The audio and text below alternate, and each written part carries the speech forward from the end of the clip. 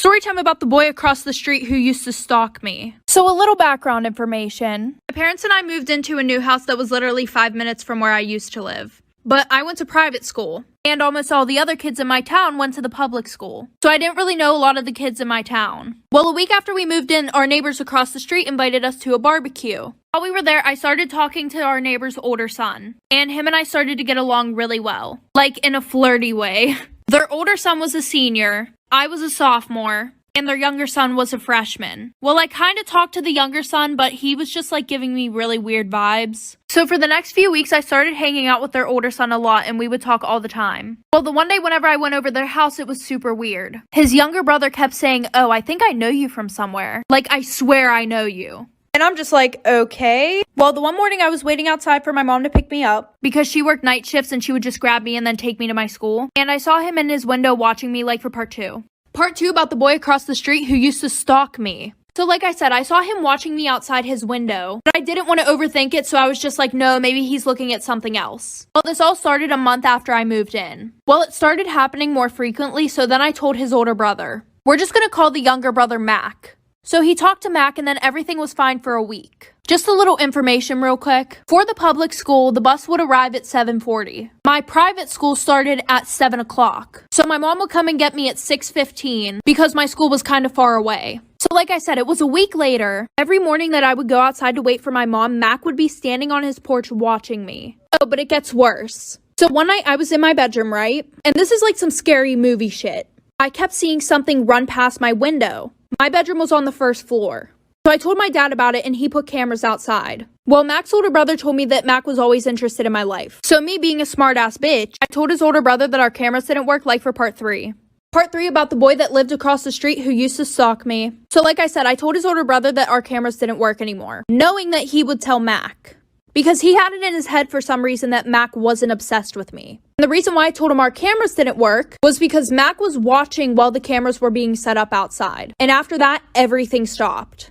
Except he would still be outside every single morning on his fucking porch watching me. So the one night while I'm sleeping, I wake up to some noise right outside my window. And my bed was on the same wall as the window, so I could see who was right outside my window, but they couldn't see me. Well, I look, and guess who the fuck it is? It's Mac trying to get inside of my fucking window. So I quietly call my dad, and it's like 3 in the morning. So I tell my dad what's going on, so he goes outside and nobody's there. Well, the next day we check the cameras. There's footage of him jerking off outside my window, trying to break into my room with a fucking crowbar. Luckily, I was staying at a friend's that night. Taking pictures of me outside my window, so we showed his parents. Then we moved and they sent him to a mental hospital. Story time. My ex threatened to kill me and then shut down the school with a bomb threat. And it ended up on the news. So me and this guy that we'll call Charlie dated on and off from my freshman to sophomore year. We ended up breaking up because he cheated on me. But during my junior year, he was dating one of my friends who was a senior. He wanted her to go around the school and find a spot for them to make out, but she didn't really feel comfortable with this. So I decided to grab her phone and hide it from her so she wouldn't be able to leave with him. He found out that I had her phone and he approached me. He told me to give it back and I was like, no, it's not your phone. Well, he decides to grab my wrist and threaten me. Later that night, I got a screenshot sent to me saying that I was lucky that he didn't have a knife on him like he normally does. Well, the next day in school, we all walked to the counselor's office, me, his girlfriend, and some other friends who all had screenshots of this text. He literally followed us because we were with his girlfriend. The office gets us set up writing statements about him, but also told us that he would need to write one too. So once he was finished writing his, he leaned over to my friend and then threatened her by pulling out his knife. This is when he blows things quite literally out of proportion, so stay tuned and follow me on Instagram. Storytime part 2. My ex threatened to kill me and then shut down the school with a bomb threat. So after he turns around and threatens my friend who's helping report him, he rushes out of the building and we turn and tell the office lady what he just said. She tried to call for him to get him to come back, but instead he ended up just bolting across the campus. They released my friends and I to go back to class, and everything was normal for about 2 class periods, but then in the hallway on our way to our 3rd period, they made everyone evacuate to the fields. They didn't even tell us why we were being evacuated, and we had to wait out there until it was all cleared for us to go back in, and once we were back in our classrooms, we were told it was a bomb threat. Everyone ended up finding out that it was Charlie who made this threat. It actually came out that he was threatening people with an unknown substance in a vial that he kept in his backpack. Come to find out, it was just makeup, like powdered makeup, that was unmarked. To this day, we don't know why he had makeup in his backpack and why he was saying that it was a bomb, but it was literally all reported on the local news in our city. Follow me for more story times and add me on Instagram for more content. This story time is from a follower, and she really needs advice. By the way, we're calling her Catherine, and she's 15. So Catherine has one arm, and she had to get her right arm removed due to health conditions. She just started going to a new school because her family moved. She has been there for 3 weeks, and she tried to make new friends, but it seems like every person that she has tried to talk to slowly stops talking to her. Like this one girl, which we're going to call Layla. Catherine talked about her just about every day for the past 2 weeks, but then on the 3rd week, she completely stopped talking to her. Like she wouldn't even say hi. It was like she was avoiding her and she couldn't understand why. She said she gets nasty stares in school and sometimes people laugh behind her back. Catherine said it seems like no one wants to be next to her. She feels alone and she has started going to the bathroom during lunchtime because she didn't want to look weird sitting alone during lunchtime. She says she needs advice on trying to make new friends and she really just wants to fit in. So comment down below some advice. This is part 2 of how my best friend older brother tried to secretly date me. And I was 13 and he was 24. So he messages me asking for me to be his girlfriend and to send nudes. I told him I didn't feel comfortable doing that, but he said if I did not, he was going to break up with me. So I was dumb and I went ahead and sent them because that's what I thought you're supposed to do when you get into a relationship. So for a couple of weeks, we'd text. He'd call me once in a while. My best friend at one point asked me if I wanted to sleep over for the weekend. So I packed my bags and I came over. In the middle of the night, I got really thirsty, so I went to the kitchen to go get some water. As I'm drinking, out of nowhere, something squeezes my breast. And I, of course, got really scared and screamed. I turn around and it's my best friend, older brother. He tells me, why was I sleeping in her room when I could have just been sleeping with him? And then he pulls me into his bedroom. Now, this is when it gets really crazy. Like for part 3. This is part 3 of how my best friend's older brother tried to secretly date me. I was 13 and he was 24. So like I said, he told me I should be sleeping in his bedroom and pulled me into his room. I was a little nervous because I've never been alone with a guy. When I go to sit down on his computer chair, he locks his bedroom door. He walks over to me, picks me up, and sits me onto his bed. I was like, I'm okay, I can sit on the chair. And he shushes me with his finger to be quiet. Then out of nowhere, he starts taking all of his clothes off. And I mean everything. I ask him, what are you doing?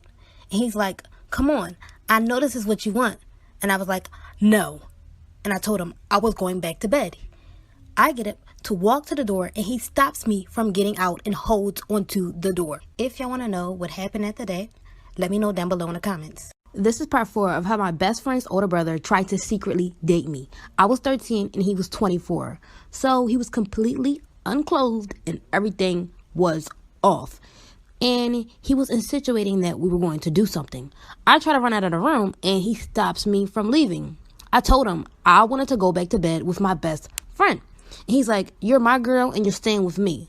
I started to get really grossed out because he started to get very aggressive. And I was so confused on what was happening, so I just screamed. And he gets so mad at me. My best friend's mom yelled out, is everything okay? And he lets me out of the room. I walk into the hallway and I told her I just stumped my toe. Then I went back into my best friend's room like nothing ever happened.